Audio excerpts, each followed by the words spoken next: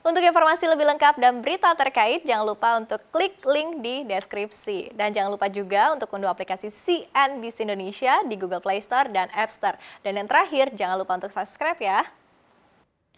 Iya, sumber energi kerap menjadi masalah dan pertikaian antar negara. Karena siapa sih di dunia ini yang bisa hidup tanpa energi? Untuk itulah komoditas energi pembangkit listrik seperti batu bara, gas alam, minyak, bahkan nuklir ini kerap menjadi buruan negara-negara di dunia.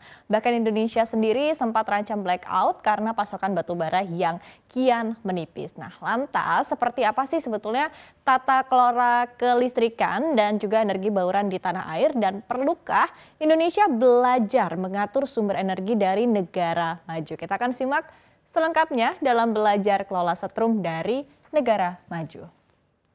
Ya, kita mulai dari isu yang baru-baru ini merebak, yaitu adalah masalah batu bara yang kerap menjadi buruan, dan bahkan pemerintah kita terpaksa mengeluarkan aturan untuk melarang ekspor batu bara karena perusahaan listrik negara atau PLN saat ini tengah kekurangan pasokan. Padahal di satu sisi komoditas batu bara ini kerap ya menjadi sumber cuan utama untuk neraca dagang kita. Nah, sebetulnya lantas seberapa tergantung sih kita dengan batu bara? Kita akan lihat ya datanya. Jadi di tahun 2021, 65,9% dari sumber energi listrik Indonesia menggunakan bauran batu bara. Gas alam hanya kita lihat di sini ya hanya 17,5% begitu, dan EBT adalah 13,5%. Kemudian sisanya 3,1% ini menggunakan BBM. Padahal kalau kita lihat negara maju ya seperti Amerika Serikat tampaknya lebih bergantung kepada gas alam dengan porsinya adalah 40%. Penggunaan nuklir dan juga EBT ini imbang ya 20%, dan ini juga menjadi satu acuan ya karena negara maju juga tampaknya sudah mulai menggunakan pembangkit listrik dari nuklir begitu. Dan kalau kita lihat penggunaan batu bara ini hanya berkisar di 19%. Kemudian kita lihat negara maju lainnya dari belahan bumi sebelah timur, kita lihat di Jepang ya, penggunaannya lebih beragam lagi. Dan bahkan kalau kita lihat 27%-nya ini menggunakan gas alam, kemudian sekitar 33% ini menggunakan EBT, atau kalau kita lihat sebetulnya ini adalah penggabungan ya dari angin, kemudian ada juga hidro atau air, kemudian ada juga solar alias tenaga surya, dan juga tadi ini adalah kalau kita gabungkan menjadi pembangkit listrik yang bersumber dari energi baru terbarukan. Nah, sementara 12% ini menggunakan nuklir dan 14%-nya menggunakan batu bara. Nah, ini berdasarkan data di tahun 2020 ya untuk Amerika Serikat, kemudian di tahun 2018 untuk Jepang, dan tapi kemungkinan besar porsinya masih belum banyak berubah di tahun 2021 yang kemarin. Kita lihat berikutnya, lalu kemana sih arah penggunaan energi dunia ke depannya?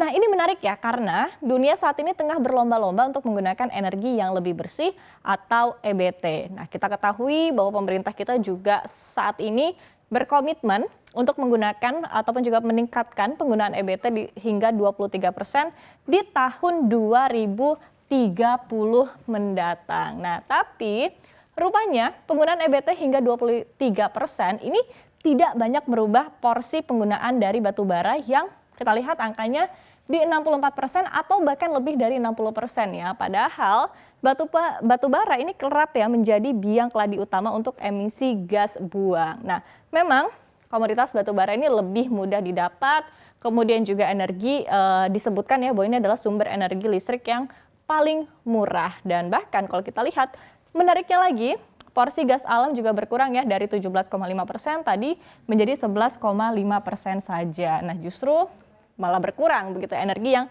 lebih bersih. Nah, tapi yang lebih menarik lagi kita lihat ya, rencana penggunaan energi di Jepang. Nih, kalau Anda lihat angkanya apakah ada yang aneh begitu? Karena kalau kita lihat justru di sini porsi penggunaan batu bara malah meningkat dari sebelumnya 14% menjadi 26%. Nah, tampaknya Jepang memang mengambil strategi yang berbeda ya di kala negara-negara termasuk Indonesia ini berkomitmen untuk mengurangi emisi gas dengan mengurangi penggunaan batu bara. Jepang justru memperbanyak porsinya. Jadi Disebutkan ya bahwa hal ini dilakukan untuk mengantisipasi pertumbuhan ekonomi di tahun 2023 dengan menyeimbangkan porsi sumber energi listrik atau di tahun 2030 maksud kami. Nah, kalau dipikir-pikir sebetulnya cukup make sense ya. Karena kalau negara-negara ini berebut EBT tentu harganya nanti akan semakin tinggi. Nah, kalau harganya tinggi tentu tidak bagus dong untuk perekonomian Jepang yang sekarang saja tadi disebutkan porsi penggunaan EBT-nya ini mencapai sekitar 33%.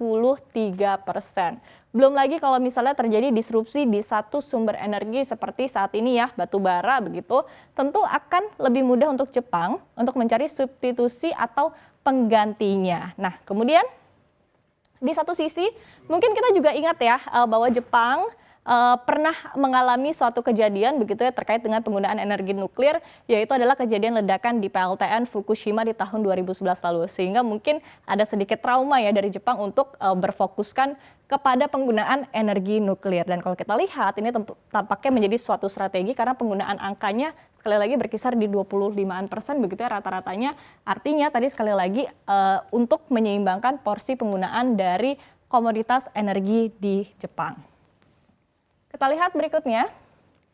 Nah, di tengah kondisi ini, Indonesia masih memiliki satu PR besar, yaitu adalah membenahi tata kelola kelistrikan di tanah air.